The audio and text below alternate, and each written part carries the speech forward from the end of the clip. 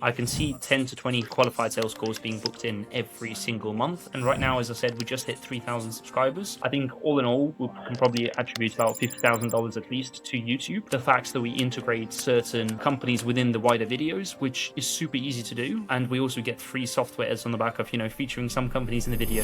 All right, Tim, thanks a lot for jumping on this call today. I'd love to hear more from you. What was your experience like working with us? What changed during that time? And basically like your whole story working together with our agency. So if you don't mind, tell us a little bit more about yourself. First of all, thank you, Tim, for inviting me on here. So my name is Tim Jakobsen. I'm the founder of an agency called B2BBoosted, which implements funky GTM softwares like Clay.com, NA10, your standard kind of GTM and AI tools. And on top of that, I have a community that I run for GTM engineers, and that's called Unlock GTME, which I launched recently on the back of growing the YouTube channel. And I believe, Timic, we've worked together for probably the last 7, maybe 8 months or so. We started off somewhere close to 800 subscribers. Today, at the time of us recording this, we are on 3,000 subscribers. And typically our upload cadence has been 1 video a week. But if you were to monetize and actually tell me like how much money can you attribute to YouTube, I think it's probably quite useful to just say that, right? So for context, over the course of like 6-7 months of working together, I could comfortably say that we've been generating probably 10-20 qualified sales calls every single month. So that's as far as like the metrics on the sales side is concerned. So I'm sure people can plug in, like how many demos they close out of those 10 or 20 calls a month, just to reverse engineer like the ROI behind that. And on top of that, in terms of just sponsorships alone, we're probably going to be north of like 25, maybe $30,000 from sponsorships, and then maybe another 20,000 on the agency side of the business when it comes to the done for you implementations. So all in, I would probably say probably $50,000 at least in the time that we've worked together, which in my opinion is a very good ROI, given that right now I'm still investing a lot more money into a second YouTube channel. And as you know, Timic, like I've got all sorts of new podcasts and other like partner channels that I'm working on. So this basically spans across more than just, 2 of my products. Like I make money from 10 different revenue streams, right? So it's hard to assess the ROI, but I would say, contract value of north of $50,000 from YouTube is fair. And you tend to talk about numbers. I just want to mention that because you told me that, hey, you probably need to, give us some figures throughout. So I think people can go and then calculate what their, average customer value is, what their lifetime value is, and then just see if, the numbers make sense for their business as well. So as per the invite and as per the agenda for this, I'm just more than happy to share about like the process and behind the scenes of, what it took to grow. And on top of that, I think we don't really care about the subscriber growth, objectively speaking. We care a bit more about the revenue attribution and the amount of leads that, our work together has brought in so far. Thanks for sharing a little bit more about yourself. So now if you could take me back to the time when we started working together, like just a month before working together, just to explain your situation to the audience listening to this. Where were you, like your YouTube wise and revenue wise, and what were you doing back then? Yeah, sure thing. So at the very start, whenever I started with YouTube, I had no idea what the hell I was doing. So I loomed my way through to about 300 subscribers, maybe 500 subscribers or so. And then I started working with Views to Clients. And that's an agency which a lot of big software companies in the GTM space are working with. However, to be totally honest, since I wasn't a software agency with a lot of VC money, I couldn't really afford to spend, $4,000 at the start of the retainer. And then, of course, Timic, as you know, I love highly edited videos. I like to record a lot of videos in general. That didn't go a long way. I think I churned from that agency after probably about 2 months or so, after serving their minimum notice period. And just as we touched on already, I started off just filming a lot of Loom videos up to like 300 subscribers, maybe 400 subscribers or so. I basically worked with another agency for a couple of months. On the back of that, I came across your offer, and I think you cold emailed me in the first place. And for context, I get hundreds of cold emails about YouTube, and I hardly ever reply to anyone else. I think it was the fact that you worked with some other guys in the space like Michael Savrugia at the time, and I believe it was someone else as well that you pointed out. So I thought, hey, I might as well take you up on a free video. That video went really well. I believe that's the top video right now when it comes to the tutorial videos. I think it was the Apollo.io tutorial for 2026. So that went really, really well. And on the back of that, of course, I started off with one plan with you, and then we gradually upgraded, and we went from having 3 videos per month or 4 videos per month to now having 2 different YouTube channels that I'm trying to monetize at the same time. And of course, because I have more courses, I have more kind of agency services that we can sell, it's a lot easier to do that now.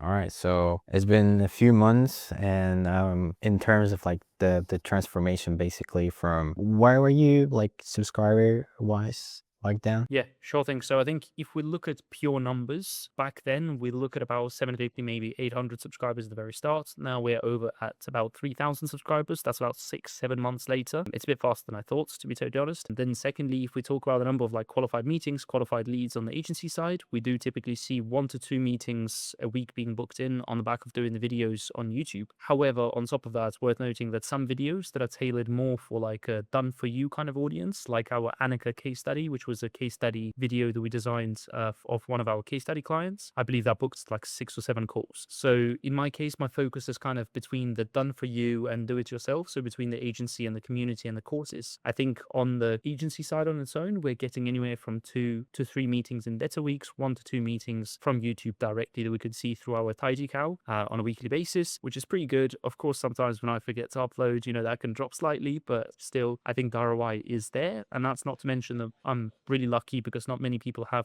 digital products. I have a bunch of courses that, on a daily basis students do buy, and we use a tool called Hyros to see the revenue attribution on the back of that. And again, I'm not going to say the exact numbers on that because, I like to keep it nice and private, but we are getting a pretty good ROI when it comes to the courses side. But say if you're selling higher ticket services like done for you implementations, you probably get your ROI from on the back of just, doing probably the first 5, 6 videos. It really takes probably the first 6 weeks of just getting into the cadence. And on the back of that, you don't really dispute against, the retainer that I'm paying you on a monthly basis right now. Perfect, perfect. So when you were working with that other agency, what would you say was blocking you from like finally being more profitable with the YouTube channel, getting more traction on that? I think, as you could tell with me, there are times when I have a lot of ideas, and there are also times when I'm kind of like, just, there are too many shiny objects. So there are some people that are telling you to do button by button tutorial videos. There are some people that are telling you to do top of funnel. Some people telling you to do like long form, like 5-hour courses, which,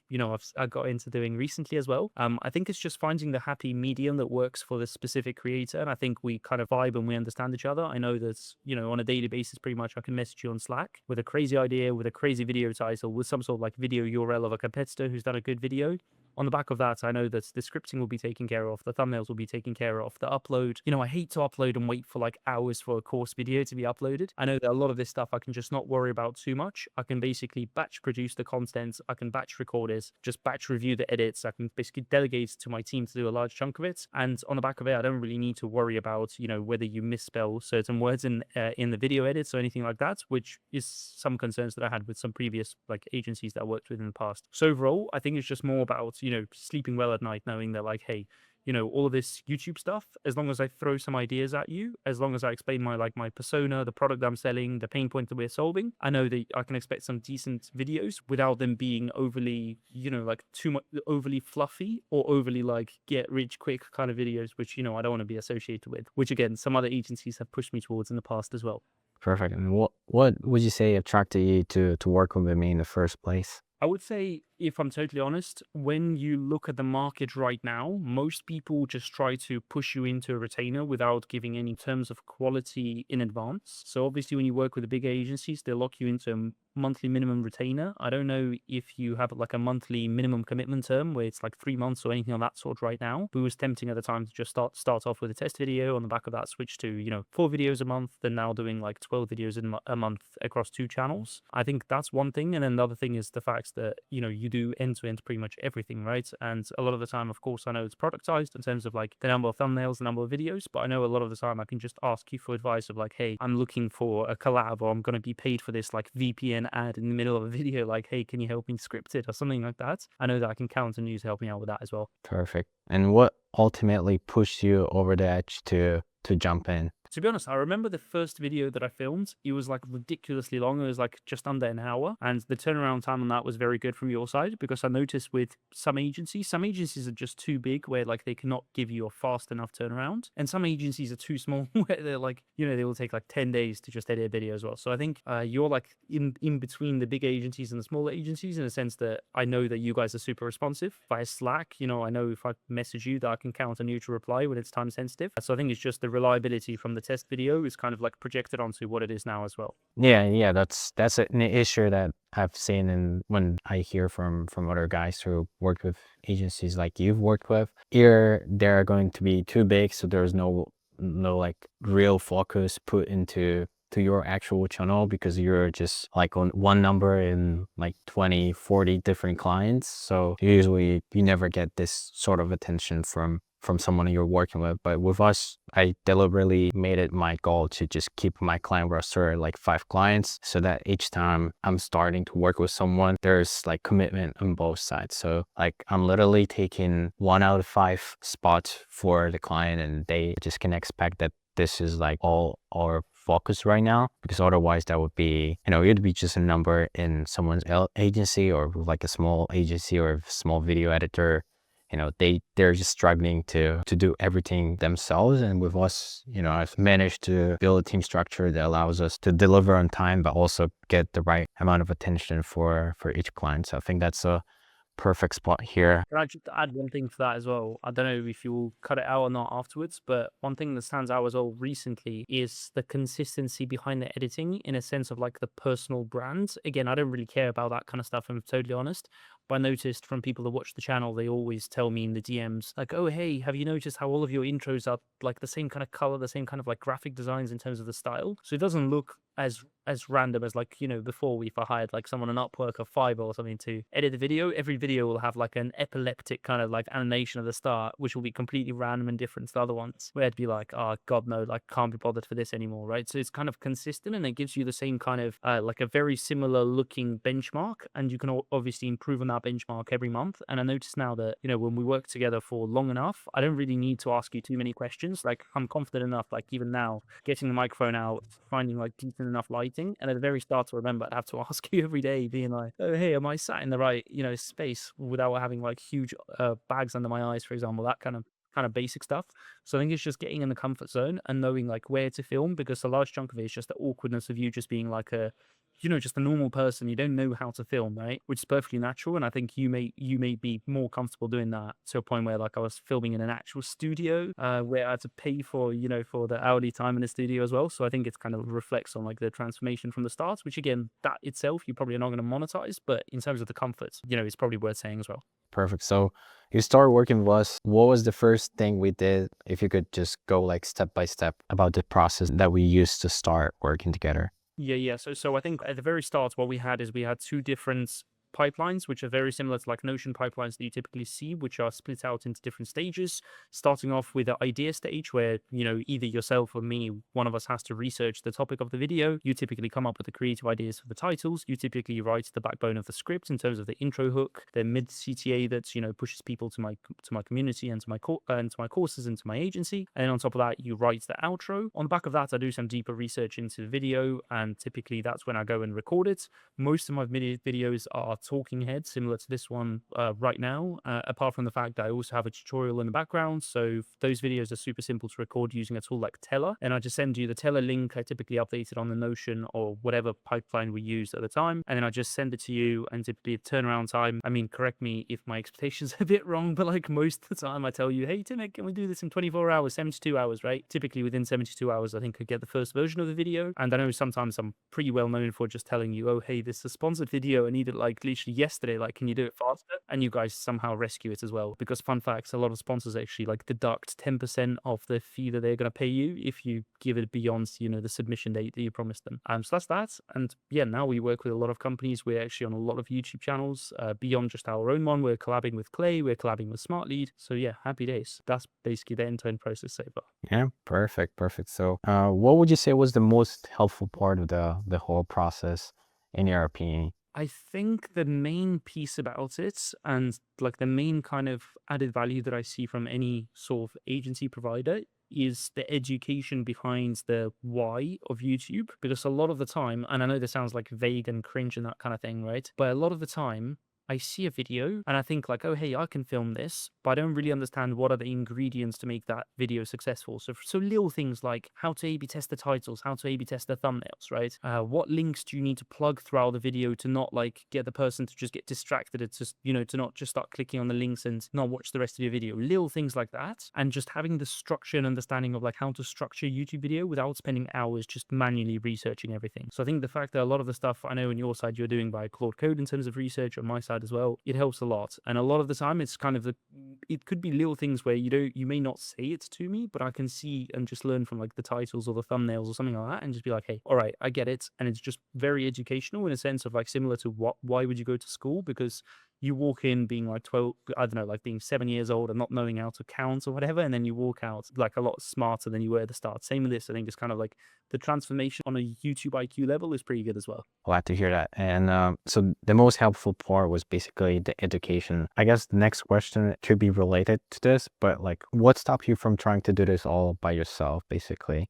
So, I buy a lot of courses, right? Like I teach a lot of courses, I also buy a lot of courses, right? I bought courses from like Ali Abdallah in the past, some other like big YouTube kind of icons. The challenge with that is like with YouTube, it's very easy to just watch a bunch of this stuff, like always put off the opening of your YouTube channel to tomorrow, or just looming your way through to, a couple of hundred, maybe 1,000 subscribers. The main thing about like the action and the accountability when you do pay for it, similar to how you would pay like a personal trainer to go to the gym, right? You know that like, hey, now you paid, you actually need to go and walk the talk and film the videos on your side. So I think a large chunk of it for me is first of all having the accountability, because you do send me the links to review the videos, to research the video titles, that kind of thing on my side. I think accountability is a large part of it. And then secondly, on top of it, it's just knowing that if I have any stupid questions like, oh, Timic, like, is my audio okay on this, this take of the video? You can just tell me like, nah, it's crap. You're like sat in the corner of the screen, right? That kind of thing. It's just knowing that it can be like an open feedback loop and it's pretty fast as well. Perfect, man. What surprised you about working with us? I think one thing that really surprised me, I genuinely thought that a lot of the graphic designs behind YouTube videos, I thought, especially for like education tutorials type of videos, I thought the graphic designs are literally like, like background music at the very start of the video with some like a rapper and that's it. I think the graphic design, especially recently, I believe you maybe got some new graphic designers in place. The graphic designs have been insane. So compared to like my kind of understanding of what graphic design is, like it's next level, especially like in the education space where I think not many people even edit those type of videos anyways. Yeah, I still work with the same motion graphic designer since Well, day it must be one, upskilling or something, or basically. maybe just me, watching the videos end to end now, because sometimes I just watch the intro hook and the outro in the mid CTA, and then beyond that, as long as the screen is blurred, I'm kind of, happy. Yeah. Okay. What would you say the main differences are between us and other solutions, like other agencies you were looking at in the market or you worked with before? I think it's probably the speed of execution, right? Because a lot of the time, whenever I message my point of contact to your agency, you will very, very fast to reply. And beyond that, I can sense there is like a level of care as well. Because as I mentioned, a lot of the times I'm under quite a bit of pressure, from sponsors just messaging me being like, hey, like, can you have this video for this new feature live on Thursday? And we're like, well, it's Tuesday today. How are we going to turn around so fast? So I think it's just knowing that you guys like a proper extension of our team, as opposed to with some other agencies that I've tried in the past for YouTube. They've just been very poor when it comes to like the response speed. And it was very much like a factory setting where like you have to speak to your point of contact, then you have to message like 10 other people and only then get back to you. Yeah, that's the issue basically of like bigger agency when there's basically one person for one task and like they're all working together. There's some benefits to this, but for you specifically, when you have just one person and then there's like literally the team behind me who'll execute everything based on your feedback, then obviously the feedback loop is way faster and we're able to deliver faster as well. So that's exactly the difference between like a bigger agency or someone who's like more focused on just servicing a few clients the best way possible. All right. So one last question would be for everyone listening to this. If someone's on the fence of working together with us, what would you tell them? I don't know if you still offer the free videos, but I do think that if someone is serious about YouTube, the first thing that I would probably do is I would just plan out like, hey, how am I going to film the videos? Because a lot of the time, you think, like people are not working with us because of the fees or whatever. But the reality is, if you're just starting our channel, the biggest fear is like, hey, where will I sit in my flat so that I have natural light and so I don't look too ugly right on the video? So I'd say the first step is just to make sure that you nail the logistics of like, hey, where are you going to film in your apartment or in your house, right? The second step on the back of that is probably taking you up on the free video offer, because realistically speaking, at the very least to get a taste of what it feels like to work with a YouTube agency that helps you to edit the videos, helps to ideate them and that kind of thing. And then the third thing is just to basically just actually film the first video, because I know so many people that have been telling me for the last couple of years, like, oh, I'll start a YouTube channel, but they're still there telling me the same thing, right? So I think it's just jumping into action with that, and beyond it, it's just a reps game at the very least from my experience. I've done like 250 videos on YouTube by now, so in my opinion, it's just a matter of just getting started. And then beyond that, as soon as you see the first like 10 subscribers, you'll be pretty addicted. And when you get like even like, I think the first sponsorship I got when I had 500 subscribers, you get proper addicted to it. So I think it's definitely worth trying for anyone that's still on the fence. Yeah, we still do offer the free trial video, so like for everyone who's like seriously interested in getting started with this, they can just use the first link in the description to call with us. A small plug here. But thank you so much for sharing everything, Tim. And yeah, thanks a lot. Anytime. No worries. Thank you, Tim.